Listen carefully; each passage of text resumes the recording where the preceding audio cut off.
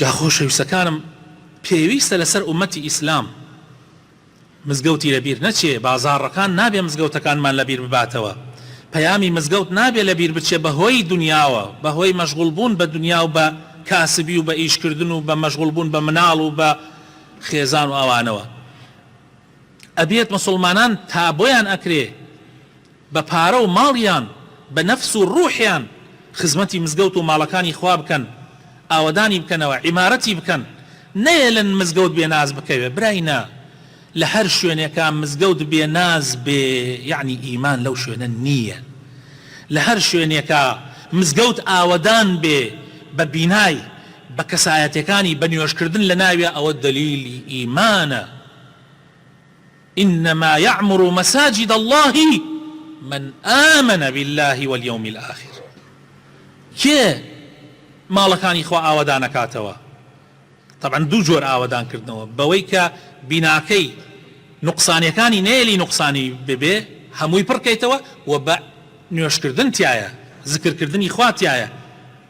کێ؟ کەسانێک کە ئیمانیان هەیە بەخوا بە ڕۆژی دوایی، ئەوانە مزگەوت ئاوەدانەکەنەوە. ئەبێ مسلمانان پێشبڕکێ بکەن لە خزمەتکردن و ئاوەدانکردنەوەی مزگەوتە و تەنها مەبەستیشیان ڕەزابوونی خوا بێ.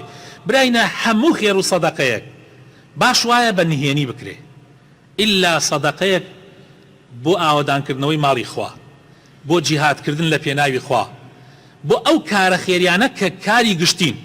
ئێستا ئەبێ بە ئاشکرا بکرێ ئەو منافەسانە، بە ئاشکرا کابرا کاتێک بێ مزگەوت کە بە ئاشکرا بڵێ من ئەوە ئەدەم بۆ مزگەوت بۆ ماڵی خوا، بۆ ئەوەی مسلمانان چاوی لێ بکەن و ئەوە نابێ بە ڕیاژ، چونکە نیەتی دڵ لە دڵی ئینسان هەیە. بەڵام کاتێ خێر بە فەقیرێکەکەی باش واتانێ دەستی چەپت بە دەستی ڕاست نەزانی، لەبەرەوەی ئەو نەشکێتەوە، چونکە ئەوە کەسایەتیەکە بۆی کەسایەتەکەی نەشکێتەوە، بۆت بکرێت بە خزمێکە بە کەسێکا بۆی بنێرە با نەزانێت تۆ داتەپی. بەڵام بۆ ماڵی خوا منافەسە بکە. ئەبوو بەکری سدیق و عومەری کوڕی خەتاب و ئەصحابەکانی پێغەمبەر صلی الله علیه وسلم لە کارە خەیریەکانە کاتێ پێغەمبەر ئەیفەرموو مسلمانان ئیسلام پێویستی پێتانە، ئەوە بەرماڵ داخرا و فرمون. واللهی گەورەترین منافەسەیانە کرد. عومەر ئەیفەرموو مەگەر من ئەمڕۆ لە ئەبوو بەکر ببمەوە، ڕۆیشت چی هەبوو لە ماڵە، بۆ نمونە دەفتەرێکی هەبوو لە ماڵە 50 وەرەقی هێنا و خسیە سەری، وتی ئەمڕۆ لە ئەبوو بەکر ببمەوە. کاتی ئەبوو بەکر هات تەماشای کرد، ئەبوو بەکر دەفتەرێکی لە ماڵ بوو هەموو دەفتەرەکەی هێنا خسێ ناوی. سبحان الله، ئەمڕۆش نەمتوانی لە ئەبوو بەکر ببمەوە. پێغەمبەر صلی الله علیه وسلم بە عومەر فەرموو عومەر چیت بۆ ماڵ و مناڵت جێڵە؟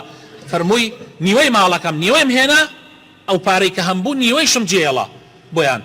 بە ئەبوو بەکر فەرمووی ئەبوو بەکر تۆ چی جێڵە؟ فەرمووی هەر هەموویم هێنا ئەی پێغەمبەری خوا، خوا و پێغەمبەری خوام بۆیان جێڵە. ئەوە منافەسەیانە کرد. لە کاتی گرانیەکانە، لە کاتی ناڕەحەتیەکانە عوسمانی کوڕی عەفان بە سەدەها حوشتر و قافڵەی گەورە گەورەی هات لە تجارەت بۆ ناو مەدینە. کاتێ تاجرەکان ئەڕۆیشتن ئەیانوت ئەوەنەت پێ ئەدەین، یعنی مەسەلەن لە 105 پێ ئەدەین قازانج، فەرموو زیاترم پێدراوە. یەکێک ئەیوت لە 106، ئەیوت زیاترم پێدراوە، تا گەیانیانە 110. وتیان کەس ناتوانێت لەوە زیاتر بدا، ئیتر قازانج ناکا لەوە زیاتر.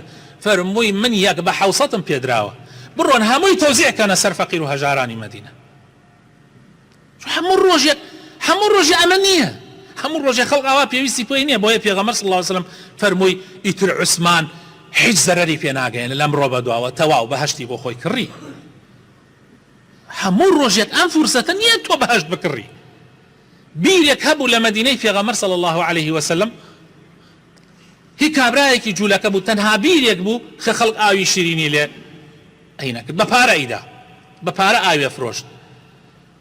پێغەمبەری خوا صلی الله علیه وسلم فەرمووی مسلمانان زۆربەیان فەقیرن، ئیسە مسلمانێک هەبوایە ئەم بیرەی ئین بکردایە. عوسمان یەکسەر بەر لە ئەوەی کەسێکی تر هەڵسێ یەکسەر خۆی دزیەوە ڕۆژ گەیشتە کابرای جوولەکە وتی بە چەند ئەیفرۆشی، نیوەی ماوێ مەسەلەن مقدارێکی دیاری کرد، فەرمووی ئەوە هی موڵکی منە، تەواو.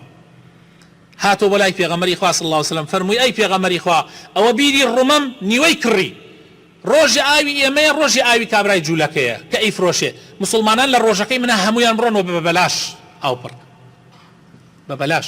تر کابرای جوولەکە مەجبور هاتە لای ئیمامی عوسمان بە هەرزان ئەو بەشەکەی ترشیدا، چونکە لە ڕۆژەکەی ترا کەس نەیەکڕی. ئەویشی کڕی هەر هەمووی وەقف کرد لە پێناوی خوایە. ئەسحابەکانی پێغەمبەری خوا صلی الله علیه وسلم ئاوا بوون. عەبدوڕەحمانی کوڕی عەوف